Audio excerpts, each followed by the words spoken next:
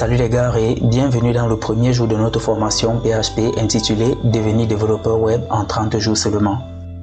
Dans la vidéo précédente, on avait mis en place notre environnement de développement et on s'était dit qu'on va travailler avec l'architecture MVC. Pour le coup, on a dit qu'il fallait déjà installer le serveur PHP et c'est la première chose à faire. Ensuite, on devait installer Composer. Une fois qu'on aura installé Composer, on va désormais créer notre structure de fichiers. Donc, on va créer notre architecture MVC. Et pour l'architecture MVC, on a créé un dossier ici qui va contenir nos modèles. On a créé un dossier ici qui va contenir nos vues. Et on a également un dossier ici qui va contenir nos contrôleurs.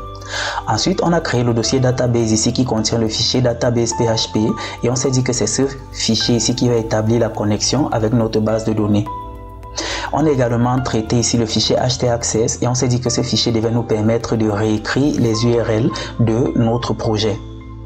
On a créé ici le routeur d'index.php et le routeur va se charger à chaque fois d'aller choisir le bon contrôleur et de lancer les fonctions qui s'y trouvent afin de nous renvoyer les pages qui nous intéressent. Donc, vous allez remarquer qu'en dehors de ce qu'on a fait la dernière fois, j'ai un dossier ici qui est intitulé Raw. Dans ce dossier, il n'y a que les templates HTML qu'on va utiliser durant cette formation. Donc, pour récupérer ces templates HTML, c'est relativement simple. Vous allez venir au niveau de mon dépôt GitHub ici. Et ce premier dépôt qui est à ce niveau, c'est exactement celui qui contient tous les templates HTML et CSS qu'on va utiliser. Donc, pour ceux qui sont familiers à l'environnement Git, lorsque vous allez venir au niveau du dépôt, et je vais vous mettre le lien dans la description de cette vidéo. Donc, lorsque vous allez arriver au niveau du dépôt, à ce niveau-là où il y a code, vous allez simplement cliquer sur code. Et vous allez copier ce petit lien par ici. Vous allez ensuite cloner le dépôt dans votre ordinateur. Mais pour ceux qui ne sont pas familiers à l'environnement Git, vous allez simplement télécharger le fichier zip par ici. Et une fois que le fichier zip sera téléchargé, vous allez le décompresser et vous allez le mettre à la racine de votre projet. Je l'ai mis ici à la racine de mon dossier Coding City. Donc, lorsqu'on aura besoin d'utiliser nos templates, on va simplement se retrouver à l'intérieur de ce projet et on va copier les templates qu'on va pouvoir utiliser. Pour ceux qui sont intéressés par la genèse de ces templates, je vous renvoie simplement à ma formation HTML et CSS qui se trouve à ce niveau. Donc, c'est durant cette formation qu'on a conçu toutes les pages de templates HTML qui se trouvent dans ce projet. Maintenant que cela a été dit, nous allons rentrer dans le projet et qu'est-ce que nous allons faire aujourd'hui?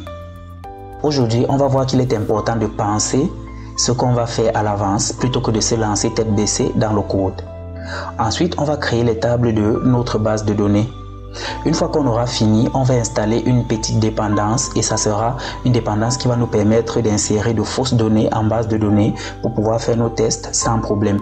Et lorsqu'on aura fini d'installer cette dépendance, on va donc insérer les fausses données dans notre base de données. Et le dernier élément qu'on va faire dans cette vidéo, ce sera simplement d'intégrer nos premiers templates HTML histoire de voir à quoi notre projet va ressembler au fur et à mesure. Donc maintenant que cela est dit, on va commencer par le premier point. En ce qui concerne le premier point ici, on s'est dit qu'on va parler de l'importance de penser à son projet à l'avance. Je vais par exemple venir au niveau de mon PHPMyAdmin par ici et je vais prendre ma base de données blog. Dans la base de données blog, je vais venir au niveau de Designer. Et dans Designer, je vais essayer de réarranger pour qu'on puisse voir les choses simplement. Donc lorsque nous sommes dans Designer ici, on observe clairement le diagramme qui nous indique les interactions sur notre site web. On a par exemple un utilisateur qui possède des informations basiques. Cet utilisateur possède également des informations supplémentaires dans la table User Add. Un utilisateur va publier un post, un utilisateur va publier une catégorie, autant pour moi. Un utilisateur va publier un commentaire, mais ce commentaire n'a pas été lié directement à l'utilisateur parce qu'on s'est dit qu'on devrait pouvoir commenter une publication même si on n'est pas inscrit sur la plateforme. C'est pour cela que l'utilisateur n'est pas directement lié à un commentaire. Par contre, un commentaire, lui, il est lié à un post. Donc, ce qui veut dire ici qu'un post va contenir des commentaires. Un post peut être associé à une ou plusieurs catégories et de la même façon, une catégorie peut appartenir à un ou plusieurs posts. C'est ce qu'on appelle les relations de many to many, donc plusieurs à plusieurs. Et là, on matérialise généralement ça par une table de jointure qui va représenter les liaisons entre les différents posts et les différentes catégories. À ce niveau, on a une table Password Reset et cette table simplement va nous permettre de réinitialiser les mots de passe si jamais on les oublie. Maintenant qu'on sait à quoi ressemble le diagramme de notre base de données, on se rend compte qu'il y aura cette table en base de données. Comment est-ce qu'on va créer cette table? Déjà précédemment, on avait créé une base de données bloc PHP. Je l'ai supprimé. Moi ici, je vais créer une base de données que je vais appeler Coding City. Et pour le coup, généralement, je ne travaille pas avec PHPMyAdmin. Je préfère travailler directement dans mon éditeur par ici. Donc, dans mon éditeur, je vais ouvrir l'onglet de base de données et je vais demander la console. Dans cette console, je vais simplement dire ici que je vais créer une base de données que je vais appeler Coding City. J'appelle cette base de données Coding City simplement pour garder une certaine cohérence avec le dossier de base que j'ai mis par ici. Et vous allez vous rendre compte que je viens de créer Coding City. On a cette base de données qui apparaît à ce niveau. Mais la base de données en elle-même ne contient aucune table. Donc, je peux commencer par créer, par exemple, les tables que je vais mettre dans ma base de données. Et pour créer les tables en question, je vais simplement écrire le code à ce niveau. Mais j'ai déjà préparé tout le code de mes bases de données. Du coup, je vais simplement copier et puis je vais coller ça pour qu'on essaye de gagner en temps. Donc, à ce niveau, je vais coller. Et si on essaye d'étudier ce que je viens d'écrire ici, je vais replier légèrement cet élément. On dit je vais créer la table user. Dans la table user, j'ai un ID, un nom, un prénom, l'adresse email, le mot de passe, le created at et ici c'est la date de création. La date de création ici représente simplement la date d'inscription sur notre site web. J'ai ici le rôle, j'ai ici active qui indique simplement si un utilisateur a activé son compte ou non, étant donné qu'on s'est dit qu'on devait faire une inscription avec envoi de mail et activation de compte. Donc, active ici la porte les champs 0 et 1. Dans la mesure où le compte est activé, on aura 1 et dans la mesure où il n'est pas activé, on aura 0. Par défaut, on va mettre 0. J'ai une colonne owner ici. La colonne owner demande simplement à savoir si l'utilisateur qui est dans notre base de données est le propriétaire du site web. Ce n'est pas vraiment pertinent, mais j'ai décidé de mettre cela. Ça veut dire qu'en fait, il n'y aura qu'un seul utilisateur qui aura la valeur 1 et tous les autres utilisateurs auront la valeur 0. Et par défaut, j'ai mis la valeur 0. Ensuite, j'ai un champ Activation Token et le Activation Token ici va simplement contenir le token d'activation qu'on va envoyer à un utilisateur pour qu'il puisse activer son compte. Une fois que j'ai écrit tout ceci, je vais dire que la clé primaire, c'est le champ ID. Je vais définir le moteur ici sur le type InnoDB. Je vais également définir ici le type, l'encodage en UTF-8 MB4 et je vais dire que je veux précisément UTF-8 MB4 du General CI. Une fois que c'est fait, je vais valider et là on me renvoie une erreur simplement pour m'indiquer que je n'ai pas sélectionné la base de données avec laquelle j'ai envie de travailler. Donc je vais enlever cela, je vais venir à ce niveau et je vais sélectionner cette base de données. Contrairement à cette première console, vous allez remarquer que cette deuxième console ici contient Coding City. Donc du coup, je peux coller mon code et je vais exécuter ce code. Une fois que le code est exécuté, vous voyez que j'ai une table qui vient juste d'apparaître à ce niveau et on va voir toutes les colonnes qui sont contenues dans cette table. De la même façon, je peux copier les autres requêtes que je vais venir coller au niveau de ma console pour requête. Là, je viens de voir une deuxième table se créer qui est le user add. Donc, en ce qui concerne le fichier dans lequel j'ai écrit toutes les requêtes avec lesquelles je crée mes tables, je vais vous le rendre disponible, mais vous allez simplement venir, je viens de le mettre dans le projet et si j'ouvre ce fichier, vous allez voir que j'ai tout un tas de requêtes pour créer mes tables par ici. Quel est l'avantage lorsqu'on utilise cette méthode? En fait, on a toutes nos requêtes qui sont déjà écrites dans un fichier. Ce qui fait que lorsqu'on va quitter d'un ordinateur à un autre, on n'aura plus besoin d'aller créer les requêtes dans PHPMyAdmin. On va simplement copier les codes et on va les exécuter progressivement. Donc ici, je viens de créer déjà l'utilisateur. Je vais maintenant créer le post. Je vais copier cette requête par ici que je vais coller à ce niveau. Je vais légèrement formater et je vais l'exécuter. Et ce que vous pouvez faire également, je vais par exemple supprimer tout ce que j'ai ici, je vais coller la table comment. De la même façon, je peux décider de créer directement la table des catégories. Je vais simplement rajouter ça juste en dessous par ici. Je vais également décider de créer ici la table post catégorie qui est la table de liaison entre les postes et les catégories. Je vais simplement descendre un peu plus bas par ici. Je vais coller cela et je vais formater le tout. Et il me restait une dernière table. Je crois que la table en question c'est la table password reset. Donc je vais copier aussi ce qu'on a par ici, que je vais simplement ajouter juste ici en dessous. Je formate tous ces éléments et une fois que j'ai collé toutes ces requêtes, je vais simplement valider. Donc je viens de terminer d'exécuter mes requêtes dans la console et on va se rendre compte qu'ici on a les 7 tables qui apparaissent. Je peux désormais fermer les consoles qui sont ici. Je peux également refermer tout ce que j'ai par ici. Et on s'est dit que ce fichier je le mettrai à disposition. Vous allez également le trouver sur mon dépôt GitHub. Le lien sera dans la description de cette vidéo également. Maintenant que c'est fini, je peux refermer ce fichier. On s'est dit que lorsqu'on aura fini de créer nos tables ici, on va installer une dépendance qui va nous permettre d'ajouter de fausses données en base de données. Donc la dépendance en question c'est Faker.php. Certains d'entre vous ont certainement entendu parler. On va se rendre ici sur le site packages.org. Et lorsqu'on sera sur packages.org, on va chercher ici Faker. On va prendre le premier, Faker.php. Faker, le deuxième ici a déjà été abandonné. Il était très populaire à une certaine époque, mais ici on va prendre Faker.php. On nous dit ici que pour installer Faker.php, on va simplement taper la commande composer require Faker.php. Et c'est pour cela que je vous ai dit qu'il fallait installer ici composer. On va simplement venir en ligne de commande et là je vais taper composer require Faker.php/Faker. Je vais également ajouter ici un drapeau pour dire que je veux que ce soit en dev. Et une fois que c'est fait, je vais valider.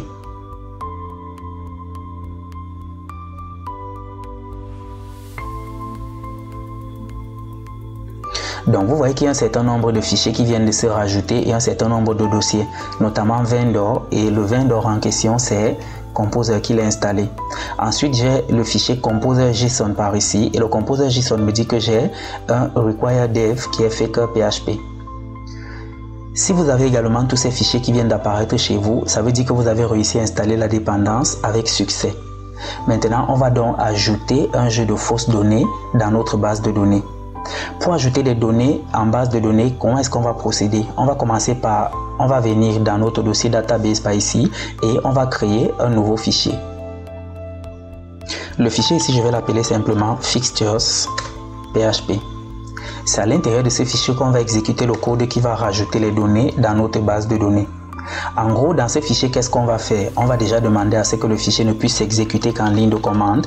Donc, je vais dire si le PHP SAPI name est différent de CLI,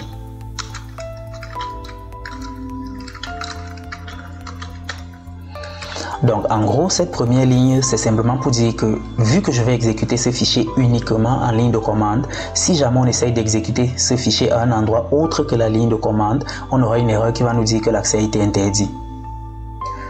Une fois qu'on a mis cette sécurité, étant donné qu'on veut rajouter des éléments dans notre base de données, on va faire ici un require et on va récupérer notre instance de la base de données. Je vais mettre un dir, le dir en question, je vais le concaténer ici là à notre dossier database. Et je vais récupérer database.php. Étant donné que fixture se trouve à l'intérieur du database, on va directement récupérer database.php. La deuxième chose que je vais vouloir faire, c'est de récupérer ce qu'on appelle l'autoload. L'autoload en question se trouve ici dans le dossier vendor et c'est composer qui l'installe. Donc chaque fois qu'on va vouloir utiliser une dépendance qui se trouve dans le vendor qui est installé par composer, il faut d'abord qu'on appelle l'autoload. Donc pour appeler l'autoload ici, je vais également faire un require once et dans ce require once, je vais également utiliser le dir. Cette fois-ci, lorsque je vais concaténer, je vais lui dire la première chose que tu vas faire, c'est de sortir du dossier database dans lequel on se trouve. Donc je vais mettre les deux points. Ensuite, je vais lui dire tu vas rentrer dans le dossier vendor. À l'intérieur du dossier vendor, tu vas charger le fichier autoload.php. Une fois que ça sera fait, je vais déclarer une variable que je vais appeler Faker.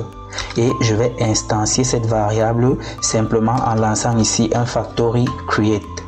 Le factory create ici, je vais demander à ce que les fausses données que je vais insérer dans ma base de données soient toutes de type française. Donc je vais mettre ici FR. Et là, ça va être un grand FR. Maintenant que c'est fait, je vais récupérer une instance de connexion à ma base de données et pour cela ici je vais lancer un db et je vais récupérer ma fonction getDB. Rappelez-vous que le db ici, on avait créé cette fonction au niveau de database.php. À ce niveau, je vais revenir et je viens de récupérer ma connexion à la base de données. Ce que j'ai envie de faire en fait, c'est quoi? C'est de me dire, je vais créer des utilisateurs. Par exemple, je vais créer 15 utilisateurs. Et lorsque je vais créer ces utilisateurs, je vais récupérer tous les ID de ces utilisateurs. Donc je vais créer ici une variable que je vais appeler user IDs. Et ce user IDs, je vais exécuter une fonction qui va s'appeler user fixtures. Et cette fonction va simplement créer 15 utilisateurs. Donc en gros, la fonction user fixtures est la fonction qui doit créer les utilisateurs.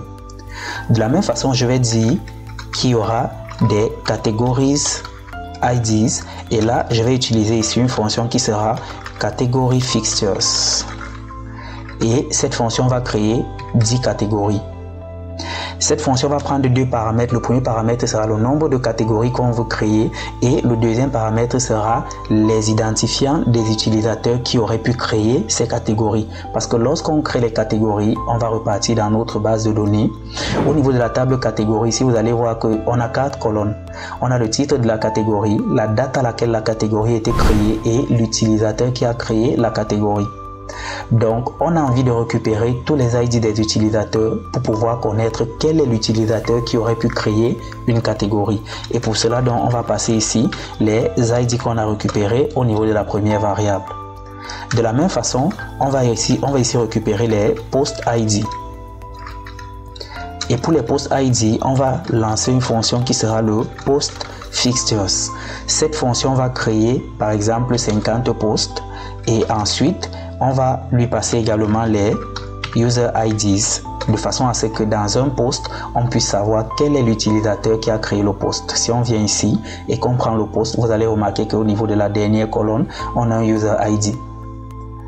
Donc on va repartir et le dernier élément qu'on va vouloir faire ici c'est de créer les commentaires. Et vu que c'est le dernier élément qu'on veut faire, on va simplement faire un comment fixtures. On n'aura pas besoin de récupérer ces identifiants. On va créer 200 commentaires et les commentaires seront repartis en fonction des posts. C'est pour cela qu'on a récupéré ici les posts ID. Donc on aura par exemple des posts qui auront 5 commentaires, des posts qui auront 3 commentaires, des posts qui n'auront même pas de commentaires et des posts qui auront peut-être 6 commentaires et ainsi de suite. En gros, voilà comment j'ai envie que ma fixture fonctionne. Donc ce que je vais commencer par faire, c'est de me créer 4 fonctions. Une user fixtures, une catégorie fixtures, une post fixtures et une comment fixtures. Et pour faire ça, je me dis que le moyen le plus propre, c'est de créer un nouveau dossier dans database. Et ce dossier en question, je vais simplement l'appeler fixtures. À l'intérieur de ce dossier, je vais créer un premier fichier. Et ce fichier, je vais l'appeler user fixtures. À l'intérieur de ce user fixtures, on va commencer à créer nos faux utilisateurs. Donc la première chose que je vais faire ici, c'est de créer une fonction. Là en minuscule, ça sera nettement mieux. Dans ce function, ce que je vais appeler ici user fixtures, on va lui passer ici le nombre d'utilisateurs qu'on a envie de créer. Donc je vais mettre ici une variable number of users. La fonction en question va retourner ici un tableau qui va contenir les ID de tous les utilisateurs qu'on a créés. À ce niveau, j'ai oublié de mettre l'identifiant d'une variable PHP. La première chose que je vais commencer par faire ici, c'est de récupérer l'instance de connexion à la base de données avec le getDB. Ensuite, je vais exécuter une requête. Pour cette requête, je vais récupérer l'instance de connexion à la base de données et je vais faire une requête préparée. Dans cette requête, je vais simplement dire que je veux insérer, donc je fais insert into user et dans ce user, je vais insérer ici le name. Ensuite, je vais insérer le first name. Donc là, je vais lister tous les champs que j'ai envie d'insérer. Une fois que j'ai fini de lister les champs que j'ai envie de remplir, je vais mettre ici un values. Et dans ce values, je vais également ouvrir une parenthèse et je vais utiliser uniquement des paramètres nommés. Donc je vais mettre ici 2.name. Je vais également utiliser 2.firstName et ainsi de suite jusqu'à ce que je complète mes paramètres nommés. Et puis après, je me dis qu'on va essayer de formater ça un peu mieux. Une fois que j'ai écrit ma requête, il va falloir que j'exécute cette requête. Donc pour cela, je vais faire ici un execute et dans ce execute, je vais lui passer un tableau. Le tableau ici doit contenir tous les éléments de mes paramètres nommés. Par exemple, ici au niveau du name, je vais dire que je suis coding city. Je suis coding simplement. Au niveau de mon first name, je serai city. Ensuite, je vais renseigner le troisième paramètre nommé ici qui est l'email. Et pour l'email, je vais simplement renseigner mon adresse email quotidienne. Une fois que ça sera fait, pour le quatrième élément ici, je vais renseigner le mot de passe. Et pour le cas, on va mettre ici password. Rappelez-vous que les éléments qui se trouvent ici doivent être exactement les mêmes noms qui se trouvent à ce niveau, sinon vous aurez des erreurs. Donc je vais mettre ici un password et dans ce password, je vais simplement mettre ici, utiliser la fonction password hash. Je vais dire que par défaut, je vais utiliser le mot de passe 1, 2, 3, 4, 5, 6, 7, 8, 9, 0. Et ce mot de passe, je vais le hasher avec l'algorithme du password decrypt. Une fois que c'est fait, je vais mettre la date à laquelle je me suis inscrit sur ma plateforme. Donc pour cela, je vais faire ici un created at. Et c'est à ce niveau qu'on va devoir utiliser faker. Pourquoi je vais utiliser faker? Parce que j'ai envie de créer une date au hasard, mais une date qui appartienne quand même à l'année à laquelle nous sommes en train de réaliser notre projet. La première chose que je vais commencer par faire pour ça, c'est de récupérer ici un global faker. Le global faker que je récupère par ici, je l'ai initialisé déjà à ce niveau-ci. Donc je viens à ce niveau et je récupère un global faker. Une fois que j'ai récupéré ce global faker, je vais prendre la variable faker en question. Et je vais lui dire, tu vas me créer une date. Mais la date en question que je veux que tu me crées, c'est datetime this year. Je vais ensuite lui passer le format auquel je veux qu'il me crée cette date. Je vais lui dire, tu vas me créer une date qui va être l'année, le mois, le jour. Et ensuite, tu vas mettre l'heure, les minutes et ensuite tu vas rajouter les secondes. Maintenant que c'est fait, je vais passer à l'élément suivant et c'est le rôle. En ce qui concerne mon rôle, déjà je ne devrais pas oublier de mettre les cotes. Et en ce qui concerne mon rôle ici, je vais mettre la valeur 15. Je vous expliquerai pourquoi est-ce que je mets 15 un peu plus tard. Mais il s'agit de ce qu'on appelle généralement les bitmasks. Après avoir mis mon rôle ici, est-ce que mon compte est activé? Oui, je vais décider que mon compte soit activé par défaut. Après que mon compte ait été activé, est-ce que suis-je le propriétaire de ma plateforme? Je vais dire oui. Donc je vais mettre ici owner à 1. À ce niveau, je viens de finir d'écrire la première requête qui va me permettre de remplir le premier tableau de l'utilisateur. Mais on s'est dit qu'un utilisateur aurait également des éléments dans son user add et on va également remplir ces éléments. Et pour cela, je vais par exemple créer une deuxième requête qui sera AQ. Et dans cette requête, je vais également récupérer l'instance de connexion à la base de données.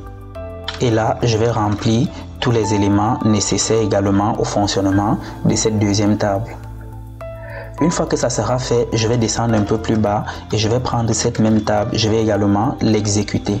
Pour l'exécuter, je vais lui passer un tableau et le tableau doit correspondre effectivement à tous les éléments que j'ai par ici.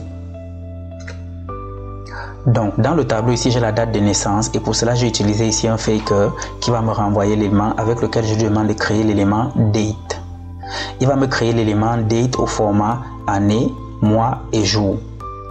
Ensuite, ici, j'ai le gender. Le gender, ici, c'est le sexe. Moi, je suis le sexe masculin. Je vais mettre l'adresse par ici et je vais demander à Faker de me créer une fausse adresse. Pour le numéro de téléphone, je vais demander à Faker de créer un faux numéro de téléphone. Pour l'image, j'ai simplement récupéré ici mon image de profil Twitter et c'est celle-là que je vais renseigner dans ma base de données. Et au niveau de ma biographie, j'ai demandé à Faker de me créer un paragraphe. Et en User ID, j'ai demandé à ce que ce soit 1.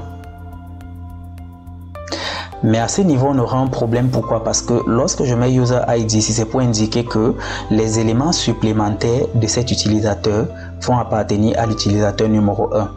Sauf que rien ne m'indique que lorsque je suis en train de créer mon propre compte par ici, ce serait l'utilisateur numéro 1. Donc ce qu'on peut faire par exemple, c'est pour dire, c'est de créer une variable ici qu'on va appeler ownerID. Et dans cette variable, on va utiliser le DB et on va récupérer la variable qu'on appelle lastInsertID. Donc, lastInsertID, lorsqu'il va exécuter cette requête, il va renvoyer l'identifiant de cette requête. Cet identifiant va stocker ça à ce niveau et puis on va se dire que c'est ce qu'on va plutôt mettre à ce niveau-ci. Du coup, ça fait que même si j'ai un identifiant qui est autre que le 1 que j'avais pas ici, ça va me mettre le bon identifiant et je n'aurai aucun problème par la suite. Je vais pas oublier le point virgule que j'ai pas ici, sinon j'aurai une belle erreur. À ce niveau, ce qu'on remarque, c'est que je viens de créer un seul utilisateur, c'est Coding City, et que j'ai également créé ces informations supplémentaires. Mais nous, on s'était dit qu'on va créer un certain nombre d'utilisateurs. Et entre autres, on avait passé ce nombre ici en paramètres. Et lorsqu'on revient ici dans les fixtures, on s'était dit qu'on va créer 15 utilisateurs. Donc, on va donc optimiser notre fonction de façon à pouvoir créer ces utilisateurs. Pour optimiser notre fonction, on s'est dit qu'on va créer 15 utilisateurs. Donc, la meilleure chose à faire ici, c'est d'exécuter une boucle. Dans la boucle, on va initialiser notre compteur, par exemple, à 0. L'idéal, c'est de l'initialiser à 0, évidemment. Ensuite, on va demander à ce que notre boucle aille jusqu'à ce qu'on arrive à la limite qu'on avait précisée initialement. On avait dit qu'on va créer une variable. On a passé en paramètre une variable qui est number of users. Et le dernier élément ici, ça sera d'incrémenter notre élément i. Une fois que c'est fait, pour travailler de façon efficace, qu'est-ce qu'on va faire? On va par exemple créer une variable name. En minuscule, ça sera bien mieux. Et dans cette variable name, on va demander à Faker de nous générer ici un faux nom. Ensuite, on va créer une deuxième variable qui sera first name. Et on va demander ici à Faker de nous générer également un faux prénom. Et pour cela ici, je vais utiliser un first name. On va ensuite créer une variable email et comme toujours, on va demander à notre ami Faker de nous créer ici un email. Je vais continuer un peu plus bas et au niveau du mot de passe, je vais créer une variable password. Pour la variable password, je ne vais pas demander à Faker de me créer un password, mais je vais donner à tous les utilisateurs par défaut le mot de passe 1, 2, 3, 4, 5, 6, 7, 8, 9, 0. Donc, ils auront l'occasion de changer le mot de passe un peu plus tard lorsqu'ils vont se connecter à leur compte. Pour cela, je vais donc copier ce que j'ai pas ici et je vais coller ça à ce niveau-ci. Je vais continuer ensuite en mettant ici le created at. Et pour le created at, on s'est dit qu'on doit mettre la date à laquelle notre utilisateur s'est inscrit sur notre plateforme. On s'est dit qu'on va utiliser Faker et pour le coup, je vais prendre Faker. Je vais également encore lui demander de me faire un datetime this year. Pour le datetime this year, on s'est dit qu'on va lui passer le format. Et pour le format, ça sera simplement l'année, le mois, le jour. Ensuite, on va passer l'heure, les minutes et les secondes. Pour les rôles ici, on a envie d'avoir uniquement soit un rôle modérateur, soit un rôle administrateur. Pourquoi est-ce qu'on va avoir le rôle modérateur ou administrateur? Simplement parce que nous-mêmes, nous serons super administrateurs. En fait, la valeur 15 qu'il n'y a pas ici représente le fait que nous soyons super administrateurs. Mais comme je vous l'ai dit, on va voir ça un peu plus tard. Donc pour créer le rôle de nos utilisateurs ici, on va remonter un peu plus haut et on va créer une variable roles. Cette variable ici sera simplement un tableau. Et dans ce tableau, on va dire soit on est modérateur, je vais représenter cela par modo, soit alors on est administrateur et je vais représenter cela par admin. Je vais descendre un peu plus bas et lorsque je vais définir le rôle que je vais donner à mon utilisateur, je vais simplement lui dire qu'il va prendre le tableau des rôles que je viens de créer un peu plus haut et il va mettre un rôle au hasard entre le premier rôle et le dernier rôle. Pour cela, on va utiliser ici la fonction php mtrand et on va lui dire tu vas choisir entre 0 et 1. Après avoir mis le rôle que je viens de rajouter ici, je vais demander à ce que tous les comptes de ces utilisateurs soient activés par défaut. Ça, c'est une préférence. Et maintenant que j'ai fini de créer tous ces éléments, ce qu'on va faire, c'est d'exécuter la requête. Donc, je vais copier ce que j'avais précédemment par ici. La première requête que j'ai exécutée, je vais revenir à ce niveau-ci pour l'exécuter de nouveau. Je pense qu'il faudrait mieux formater la chose. Donc, je vais revenir ici pour l'exécuter de nouveau. À ce niveau, lorsque je vais mettre le name, je ne vais plus mettre une valeur rendue. Je vais simplement mettre la variable name. Je vais faire la même chose ici avec le first name. Et ainsi de suite, je vais remplacer toutes ces valeurs.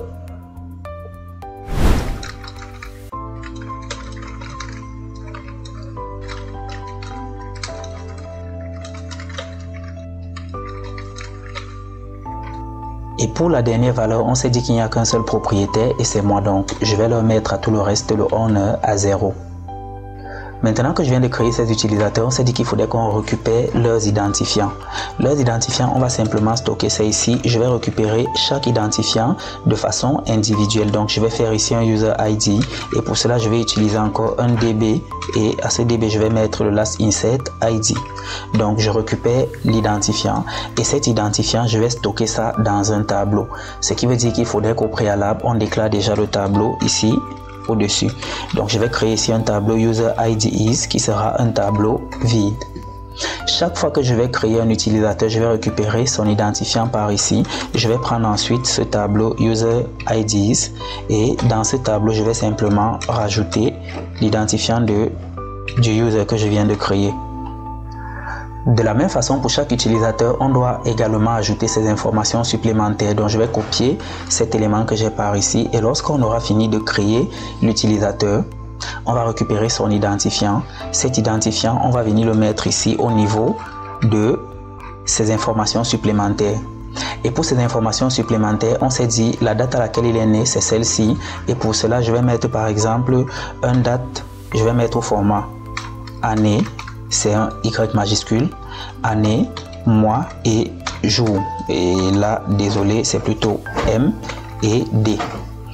Et le deuxième paramètre que je vais lui rajouter ici, par exemple, c'est -18. Ce qui va faire qu'on aura des utilisateurs qui auront minimum 18 ans sur notre plateforme. Le deuxième élément ici qu'on va mettre, c'est le sexe. Et pour le sexe, ici, on va utiliser Faker. On va demander à Faker ici de nous générer un random element. Le random element ici, c'est une fonction qui va prendre un tableau. Le tableau en question va prendre un premier paramètre F pour le sexe féminin et un deuxième paramètre M pour le sexe masculin. Une fois que ça sera fait, on va demander à ce qu'il génère également une adresse au hasard, un numéro de téléphone au hasard. Maintenant, en ce qui concerne l'image de profil des utilisateurs, je ne vais pas leur mettre mon image de profil.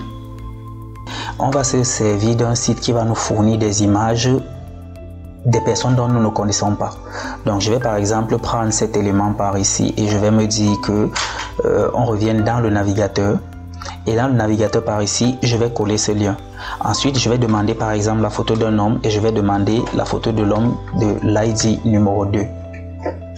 Je vais faire par exemple 2.jpg et là, vous voyez que j'ai une image qui apparaît. Donc, j'ai formaté ce code et vous allez simplement le copier ainsi. Je vais vous l'expliquer. Le code en question, le voici. Je dis qu'on va aller sur le site web randomuser.me. On va aller sur l'API, on va récupérer les portraits. Je vais demander à Faker de générer au hasard soit un homme, soit une femme. Et je vais demander ensuite qu'il génère un numéro au hasard compris entre 1 et 15. Ce qui fait en sorte qu'on aura ce format par exemple randomuser.me API portraits men2.jpg. Si je viens par exemple ici et que je demande women, vous allez voir que j'ai l'image d'une femme qui apparaît. Si je demande par exemple l'image de la femme numéro 10, vous voyez que j'ai une autre image qui apparaît par ici. Donc ce qu'on vient d'écrire ici va décider au hasard soit de choisir l'image d'un homme ou d'une femme et de choisir un numéro au hasard. Une fois que ça sera fait pour la biographie, je vais utiliser Faker, mais cette fois-ci je vais utiliser le real text. Et au niveau du dernier élément, c'est le user ID comme on s'est dit. Une fois qu'on a donc fini avec cette fonction, on va simplement retourner le tableau des ID qu'on a récupéré. Et pour cela, je vais prendre ici un user ID is. Et là, vous voyez qu'on n'a plus le petit rouge qui apparaissait juste ici en dessous. Donc, si on réexplique la fonction, je me rends compte qu'il y a toujours une erreur quelque part. L'erreur se trouve à ce niveau. J'aurais dû mettre un point virgule et non pas une virgule. Donc, si on réexplique ce qu'on a par ici, on va récupérer la super variable Faker, on va récupérer une instance de notre connexion à la base de données. On va définir deux rôles, soit modérateur, soit administrateur, et on va définir un tableau vide. Le tableau en question va contenir les ID de tous les utilisateurs qu'on va créer. La première chose qu'on va ensuite faire ici, c'est d'insérer un utilisateur qui sera nous-mêmes, qui sommes super administrateurs, et on va écrire cette requête. En fait, on va écrire uniquement deux requêtes, mais on va exécuter ces requêtes plusieurs fois. J'ai la première requête que j'ai stockée dans Q, j'ai la deuxième requête que j'ai stockée dans AQ. Lorsque j'exécute la requête Q et la requête AQ pour créer l'utilisateur principal. Ensuite, je vais déclencher une boucle et cette boucle va s'exécuter le nombre de fois qu'on aimerait créer nos utilisateurs et ce nombre est ici en paramètre. Donc, chaque fois que cette boucle va se déclencher, on va créer un utilisateur, on va exécuter notre requête, on va récupérer l'identifiant de l'utilisateur qu'on vient de créer, on va stocker cet identifiant dans le tableau vide qu'on avait initialisé au départ et ensuite, on va exécuter encore cette requête pour créer les informations supplémentaires de cet utilisateur en utilisant également l'identifiant de l'utilisateur qu'on a récupéré à ce niveau. Une fois qu'on aura fini de parcourir notre boucle le nombre de fois nécessaire, on va récupérer ce tableau d'identifiants qui contient désormais tous les identifiants des utilisateurs qu'on aura créés et on va renvoyer ce tableau. C'est de cette façon que la fonction userFixtures va fonctionner. Et puis après, je me dis qu'on va rajouter deux petites sécurités. La première ici, c'est de mettre un DB et on va faire un exec. Dans ce exec, on va simplement dire qu'on veut faire un delete from et je vais appeler ici, désolé, j'ai appelé ma base de données ici Coding City. Je vais supprimer la table user. Je vais dupliquer le code que je viens d'écrire ici et je vais supprimer également la table user add. En réalité, ces deux lignes, c'est pourquoi? C'est pour qu'à chaque fois que j'exécute ce code, si on a déjà des données dans notre base de données, que la base de données soit d'abord supprimée avant de commencer à réexécuter le code. Maintenant qu'on vient de finir ici avec le userFixtures, on va revenir dans notre fichier des fixtures par ici et on va récupérer la fonction userFixtures. Pour cela, il va faire un require 11 et je vais rentrer dans le dossier fixtures. À l'intérieur de ce dossier, je vais simplement récupérer fixtures, userFixtures, PHP. De la même façon, je vais dupliquer ces éléments et après on va récupérer ici un catégorie fixtures. Ensuite, on va récupérer un post fixtures et après on va récupérer un comment fixtures. Donc, je vais par exemple créer le fichier en question et dans ce fichier, je vais créer la fonction catégorie fixtures. On s'est dit que la fonction catégorie fixtures va prendre le nombre de catégories qu'on a envie de créer. Et pour cela ici, je vais mettre number of catégories.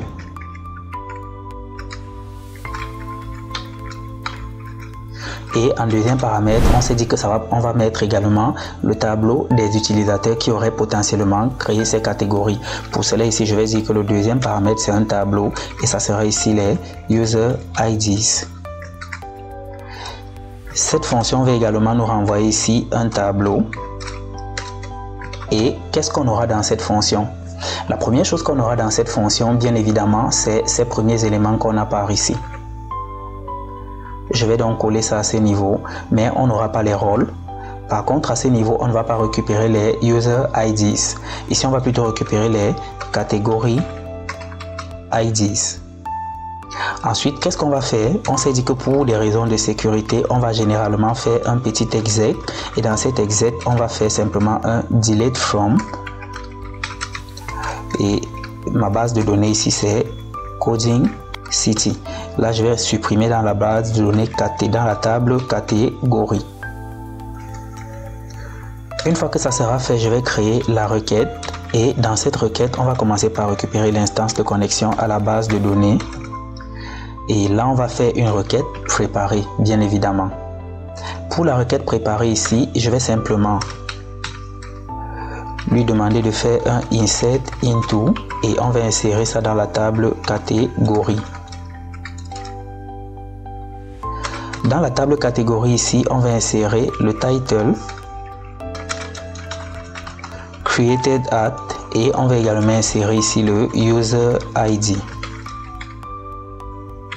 En ce qui concerne les valeurs ici, on va mettre values et dans ces valeurs, on va utiliser bien évidemment des paramètres nommés. J'aurai un 2.title, un 2.created at et ensuite j'aurai 2.user ID. Une fois que j'ai écrit cette requête, je vais venir lancer la boucle for par ici. Dans cette boucle, on va initialiser notre compteur à i. Ensuite, on va initialiser notre compteur i en 0 à 0. Ensuite, on va se demander combien de fois est-ce qu'on aimerait que la boucle se répète. Ici, ça sera number of categories. Et là, on va incrémenter le compteur à chaque fois. La chose qu'on va ensuite faire, c'est d'exécuter notre requête. Donc, je vais récupérer le Q qu'on a par ici et là, je vais l'exécuter. Une fois que je l'exécute, au niveau du titre, qu'est-ce qu'on va renseigner? Dans title, je vais renseigner ici, je vais prendre évidemment faker et dans ce faker, je vais simplement lui demander de mettre un title. Et puis après dans Faker, lorsqu'on met title, en fait, ça va nous mettre un truc comme ingénieur ou docteur. Donc en fait, title représente généralement le titre de la personne. C'est genre ingénieur, docteur, avocat et ainsi de suite. Donc ce que je vais plutôt lui demander de mettre ici, c'est simplement un mot. Je veux que mes catégories soient représentées par des mots. Je vais mettre ici un mot. Ensuite, on va prendre le created at. Pour le created at, je vais simplement lui demander de mettre la date courante à laquelle nous sommes en train de travailler. Et pour cela, c'est Y. Et le dernier élément qu'on va renseigner ici, bien évidemment, c'est le user ID. Pour le user ID, on va utiliser bien évidemment faker qu'on utilise déjà depuis. On va lui demander de nous générer un random element.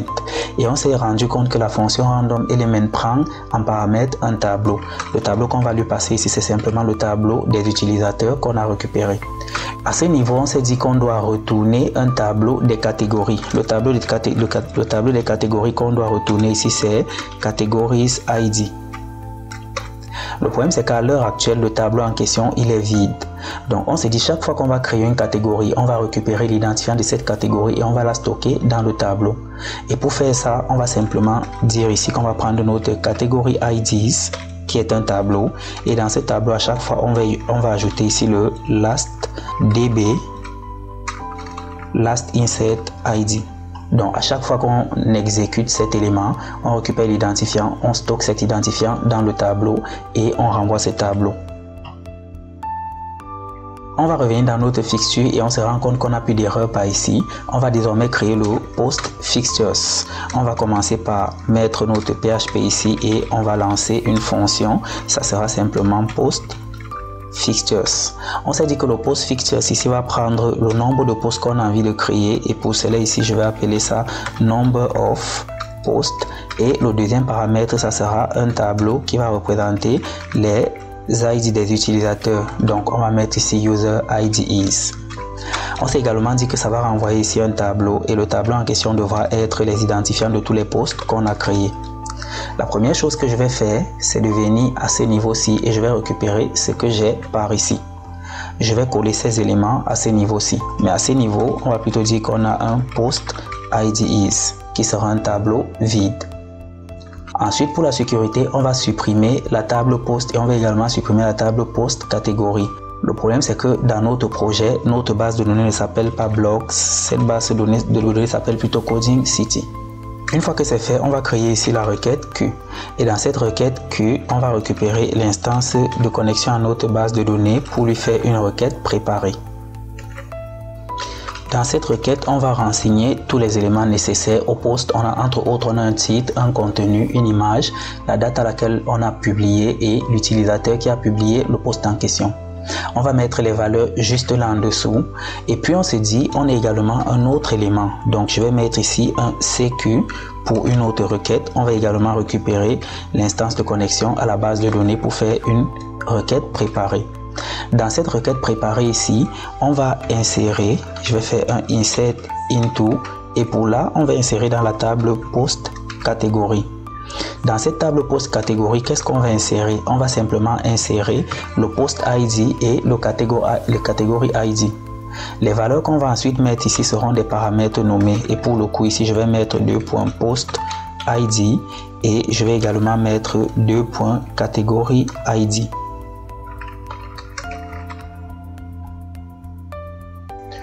Une fois que c'est fait, on va utiliser le même procédé qu'on vient de faire au niveau du post du catégorie fixtures. On va lancer notre boucle et on va demander ici là que ça s'arrête exactement au number of posts. De là, on va commencer à exécuter nos requêtes. Et là, je vais prendre le Q, je vais faire un execute. Dans ce execute, je vais lui passer un tableau. Le tableau en question, on s'est dit qu'on aura dans un premier temps un title. Et ici, pour les titres de mes articles, je vais utiliser également Faker. Faker, je vais lui demander de créer une phrase. Je vais demander à ce que mes titres contiennent 12 mots, mais évidemment, ça pourrait être différent parfois. Donc, ça veut dire on pourrait avoir 12, on pourrait avoir des mots qui sont moins de 12 ou plus de 12. Et le paramètre suivant, c'est le content. En ce qui concerne le contenu du post, ici, j'ai écrit quelque chose qui a l'air relativement complexe, mais on va expliquer tout cela. Déjà, je commence ici par fermer une balise P. Ensuite, je vais demander à joindre cette balise. Pour cela, j'utilise la fonction join. Je vais lui demander ici de me prendre une balise P qui a d'abord initialement été fermée. Ensuite, il va me prendre également une balise P qui a été ouverte. Une fois que j'aurai passé ce premier paramètre qui est le séparateur, je vais utiliser ici mon Faker. Et à Faker, je vais simplement lui demander de me créer des paragraphes. Pour cela, ici, je vais utiliser la fonction paragraphs. Faites bien attention de prendre paragraphe avec un S à la fin, parce qu'il y a également paragraphe qui n'a pas de S. Dans ce paragraphe, je vais lui dire que tu vas me créer au hasard entre 3 et 6 paragraphes. Donc, je vais faire un mtrand 6, 3 et 6. Et une fois que tu auras créé tous ces paragraphes, tu vas également concaténer ça à la fin avec une balise P fermante. Dans l'absolu, il est préférable que le P en question soit ici. Donc, si j'explique simplement ce que je viens de faire ici, qu'est-ce qu'on a fait? On veut créer le contenu de notre post, entre autres les paragraphes. La fonction join ici, là, c'est l'équivalent de la fonction implode. Ce que je lui dis, c'est que je vais te passer un tableau et dans ce tableau, il y aura entre 3 et 6 paragraphes. Ce tableau en question, tu vas prendre chaque élément du tableau et tu vas joindre ces éléments avec ce qu'on a par ici. Et au début, on aura un paragraphe ouvert, un P ouvert et à la fin, on aura un P fermé. Donc, en grosso modo, si on vient pour essayer d'expliquer ce que ça va faire, c'est quoi? J'aurai une première balise P qui sera comme ceci. Ensuite, j'aurai un tableau qui va contenir les paragraphes. Il va me prendre le premier paragraphe de ce tableau et à la fin de ce paragraphe, il va rajouter ces éléments. Donc, ici, j'aurai par exemple un lorem et à la fin, il va simplement rajouter ces deux éléments-ci.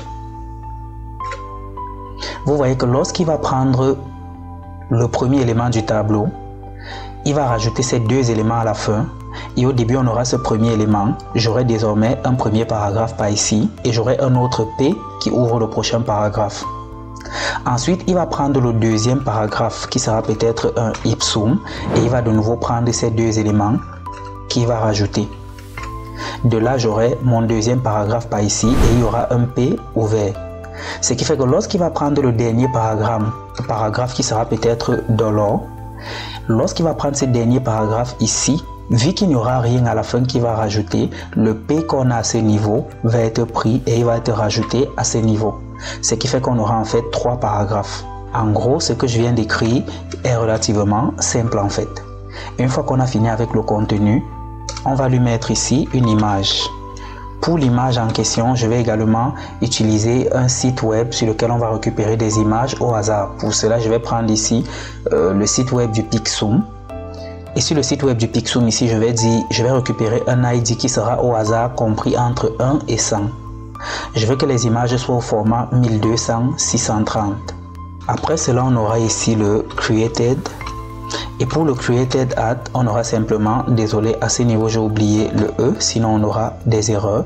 Encore que lorsqu'on va tester à la fin, on risque d'avoir des erreurs, on va simplement les corriger. Donc, au niveau du Created At, je vais simplement utiliser Faker en lui mettant That time this year. Je vais copier et je vais coller ça à ce niveau-ci. Et le dernier élément qu'on va mettre ici, c'est le User ID. Et pour le User ID, on va simplement utiliser le Faker Random Element comme celui qu'on avait utilisé à ce niveau-ci. Et puis on s'est dit, lorsqu'on va exécuter, on va récupérer l'ID. Et cet ID, on va stocker ça directement dans le tableau qui va contenir les posts des ID. Donc je vais récupérer ici DB Last Insert ID. On vient à ce niveau de finir de créer un post. Ce post va être créé le nombre de fois qu'on aura décidé dans notre fonction. Mais on s'est dit qu'un post doit également être associé à certaines catégories. Et pour associer les catégories ici, je vais créer une variable que je vais appeler $selected_category. Je vais utiliser ici mon faker et vous vous rendez compte qu'on utilise énormément faker. Pour ce faker ici, je vais lancer un random elements, mais cette fois-ci, je vais lancer le random elements avec un S. Dans ce random elements, je vais utiliser ici une variable PHP qui est super globale, c'est $globals. Et dans ce $globals, je vais lui demander de récupérer ce qu'il va trouver dans categories ID. L'instruction que je viens d'utiliser ici va parcourir tout notre projet. Et quel que soit l'endroit là, il va trouver cette variable-ci, il va l'utiliser. Et dans le cas présent, il va trouver cette variable à ce niveau. Et c'est cette variable qu'il va utiliser. Je vais lui dire que tu vas donc récupérer le tableau des catégories et tu vas appliquer des catégories au hasard. Généralement, on aura envie d'avoir entre 1 et 3 catégories. Pour cela, je vais faire entre 1 et 3. En grosso modo, je décide ici là que les catégories que je vais associer à un post, il y en aura entre 1 et 3. Minimum une catégorie, maximum 3 catégories. Maintenant que j'ai décidé que j'aurai entre 1 et 3 catégories, je vais lancer ici un for each. Le for each en question, je vais utiliser le selected categories. Donc je vais dire, tu vas prendre le tableau de catégories qui est par ici, parce que ce que je viens d'avoir ici là, c'est un tableau. Tu vas prendre ce tableau et tu vas utiliser les catégories qu'on aura à chaque fois. Ensuite, je vais prendre ma deuxième requête préparée qui est la requête CQ qui est par ici. Je vais faire un CQ et je vais désormais l'exécuter. Je vais passer en paramètre un tableau et dans ce tableau, la première clé sera le post ID. Et pour le post ID ici, c'est relativement simple. On va récupérer cela dans le last insert ID. Et vu que j'ai besoin de récupérer ça ici, si je fais par exemple un post ID comme ceci, je vais copier ce post ID et je vais le substituer à ce niveau-ci. Je vais dire que le post ID ici sera le last insert DB, last insert ID, et une fois que je récupère, je vais donc mettre ce post ID dans ce tableau. De cette façon, je peux utiliser le post ID à ce niveau-ci sans m'inquiéter de quoi que ce soit. Dans la table post catégorie, on avait le post ID et le deuxième élément qu'on avait, c'était le catégorie ID. Et pour le catégorie ID ici, on va simplement lui mettre le selected category. Donc en gros, il va mettre dans le post ID qu'on a ici, il va lui mettre à chaque fois les catégories qu'on aura récupérées. Donc on va expliquer basiquement pour que ça se comprenne. À ce niveau, je crée un tableau. Le tableau va contenir entre 1 et 3 catégories au hasard. Je vais prendre ce tableau qui contient les 3 catégories, je vais le parcourir progressivement. Et pour chacune des catégories, je vais l'ajouter à ce poste en particulier. Donc on aura par exemple le poste 12. La première fois, étant donné que le tableau peut avoir 3 catégories, la première fois sur la première catégorie, on aura ici le poste 12 qui aura la première catégorie. Le poste 12 va avoir la deuxième catégorie et le poste 12 va avoir la troisième catégorie. Une fois qu'on aura créé notre article, et là on va mettre ici article créé. Et pour cela, on va passer le titre de l'article qu'on vient de créer ici là. Je vais par exemple appeler ça title. Vu que je veux que ce titre apparaisse, je me dis peut-être que je vais prendre title ici et je vais définir cette variable à ce niveau-ci. Et pour faire simple, je vais couper ce que j'ai à ce niveau. Je vais également coller ça là. Et pour éviter d'avoir l'erreur, je vais remplacer cela par title à ce niveau-ci. La fonction étant quasiment terminée, la dernière chose qui nous reste, c'est de retourner ce qu'on a par ici. Donc, je vais venir à ce niveau, je vais faire un return et je vais renvoyer le post IDs. Donc, si on revient au niveau de fixtures, par ici, vous voyez qu'on n'a plus de problème avec les posts. Il nous reste maintenant les commentaires. Donc, je vais venir à ce niveau dans le dossier fixtures. Je vais créer un nouveau fichier comment fixtures. Et dans ce comment fixtures, je vais créer la fonction comment fixtures. La fonction comment fixtures va prendre ici le nombre de commentaires qu'on veut ajouter. Donc je vais passer une variable numbers of comments. Après, le deuxième élément que je vais mettre ici, ça sera un array. Le array en question sera le post IDs qui va représenter le tableau des utilisateurs qui auraient potentiellement publié des commentaires. Pour le cas ici, je vais demander que cette fonction ne me renvoie absolument rien du tout. Et qu'est-ce qu'on va faire dans cette fonction? Première chose qu'on va faire, c'est de récupérer déjà le global faker pour pouvoir remplir nos jeux de fausses données. Ensuite, je vais également récupérer ici une connexion à la base de données à travers le getDB. Je vais mettre ma sécurité en me disant que je vais faire un exec, et dans ce exec ici, je vais faire un delete from coding city, et là nous sommes sur la table comments. Si je descends un peu plus bas, je vais lancer une requête, et dans cette requête, je vais récupérer l'instance à la base de données pour faire une requête préparée. Dans la requête préparée en question, je vais simplement, je vais mettre un point virgule ici pour éviter l'erreur, et je vais commencer par faire un insert into, et là on va insérer dans comment.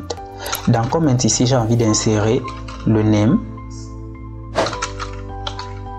et bien évidemment le post ID.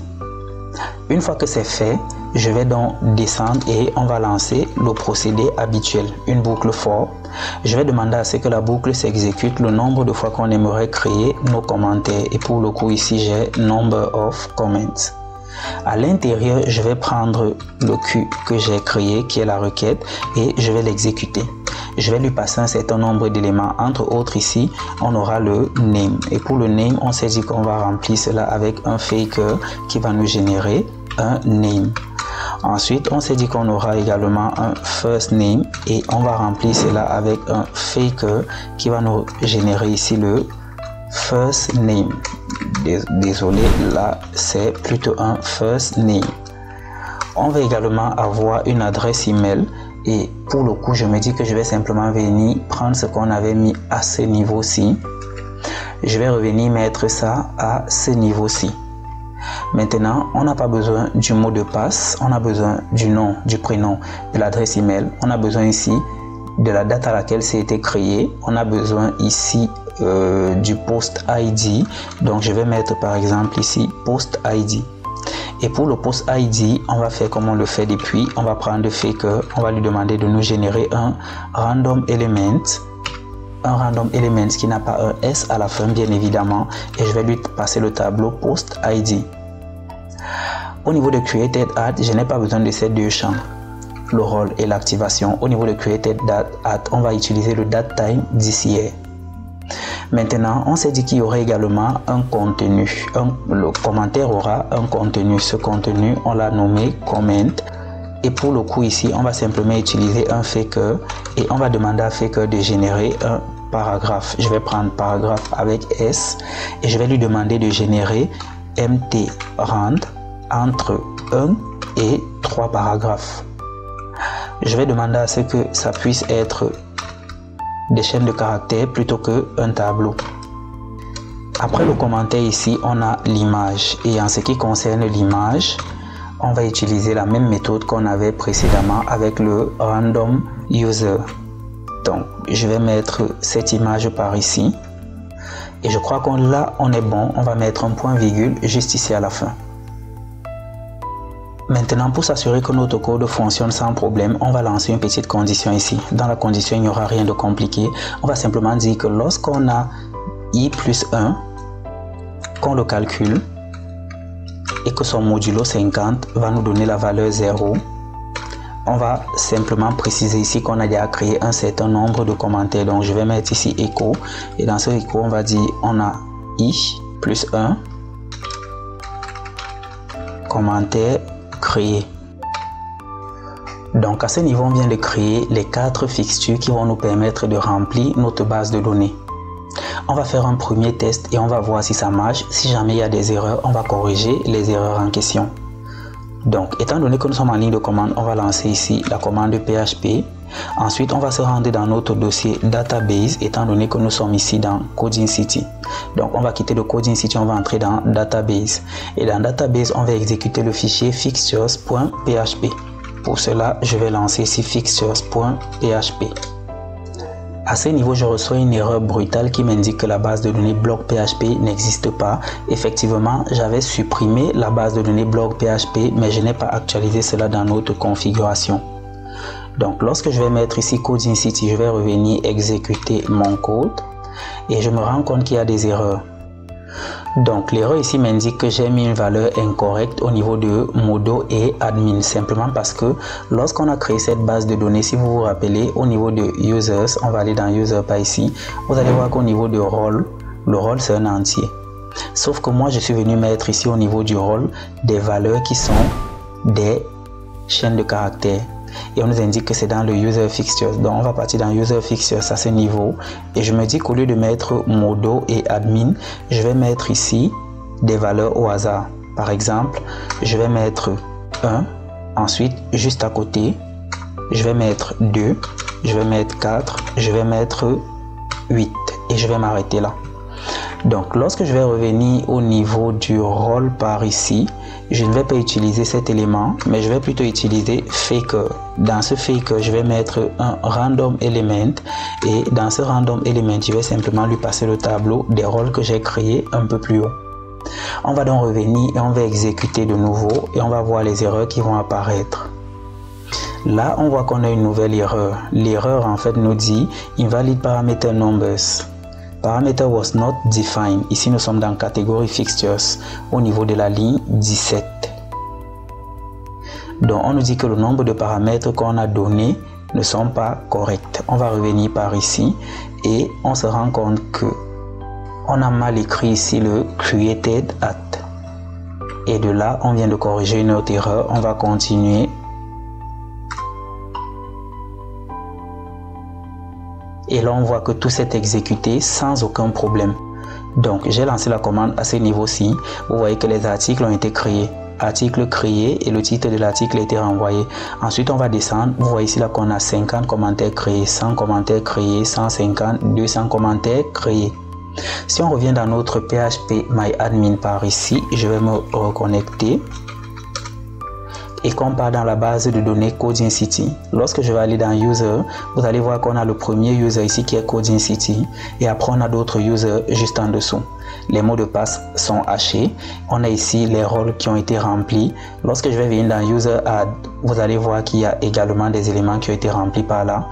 Les numéros de téléphone ont été générés au hasard. Les adresses ont été générées par Faker au hasard. La description ici a été générée au hasard. Je vais venir au niveau des posts et vous allez voir que les posts ont des titres, les posts ont des contenus et il y a des images. Les dates de création sont toutes là. Je vais passer par exemple au niveau des commentaires et vous allez voir qu'il y a des commentaires qui seront associés au post. Par exemple, le commentaire suivant est associé au post 78. Mais là, il me semble que j'ai commis une erreur en fait quand j'ai créé mes commentaires. Simplement parce qu'au niveau de l'email ici, j'ai plutôt mis mon adresse email en dur. Donc du coup, c'est comme si j'avais créé tous les commentaires moi-même. Donc à ce niveau, vous allez modifier ça et mettre une adresse email générée par Faker. Ça va faire en sorte qu'à ce niveau, les propriétaires des adresses email seront différentes. Moi, j'ai mis mon nom et mon prénom partout, mais vous allez remplacer ces éléments par les éléments de Faker. Donc là, on vient de renseigner tous les éléments dans notre base de données. On va pouvoir les afficher et commencer à travailler progressivement. J'aurais bien aimé qu'on commence à afficher ces éléments sur une autre page web, mais la vidéo devient exagérément longue. Du coup, on va s'arrêter là et on va se donner rendez-vous très bientôt pour le deuxième jour de notre formation Devenir développeur web.